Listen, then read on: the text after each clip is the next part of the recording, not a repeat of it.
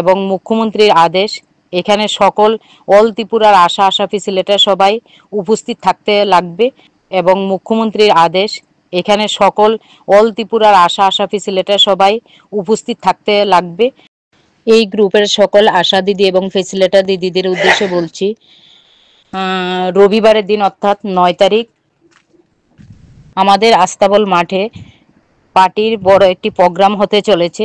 তো এই প্রোগ্রামে কেন্দ্রীয় স্বাস্থ্যমন্ত্রী আসবে এবং মুখ্যমন্ত্রীর আদেশ এখানে সকল অল ত্রিপুরার আশা ফ্যাসিলিটার সবাই উপস্থিত থাকতে লাগবে।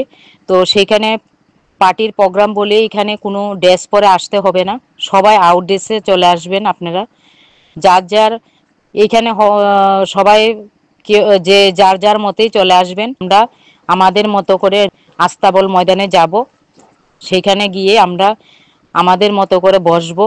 কেউই নেই, যদি বাঁচতে চাই তাহলে এই সুযোগ আপনারা কাজে লাগান। যেভাবেই হোক আপনারা সবাই আসবেন, কারণ পার্টির প্রোগ্রামে আসলে আপনারা ভবিষ্যতে কাজ করতে পারবেন না, কারণ আপনারা প্রোগ্রামে যখন ডাকি আসেন না। তো আমি সবার কাছে অনুরোধ রাখছি, সবাই টাইমে চলে আসবেন আউট ড্রেসে, কেউ ড্রেস পরে আসবেন না। আপনাদের কাছে আমার অনুরোধ, পার্টির প্রোগ্রামে কোনো ড্রেস পরে আসতে হবে না, সবাই আউট ড্রেসেই আসবেন। আর ফ্যাসিলিটার দিদিরা অবশ্যই আসবেন যার যার আশাদের নিয়ে আউট ড্রেসে। তো আমি সেই কারণেই বলছি, পার্টির প্রোগ্রামে আপনারা আসলে আপনাদেরই লাভ হবে, আপনারা ভবিষ্যতে কাজ করতে কোনো বাধা বিঘ্ন আসবেন। একটা অভিযোগ আইছে, কয়েকদিন আগে একজন ফোন করছিল আপনারা এদিকে নাকি কোনো একটা বার্তা দিছিল যদি মিছিল মিটিং এ না যান রেগার কার্ড নাকি বাতিল করে দিব। আচ্ছা, কে কইছিল কথাটি?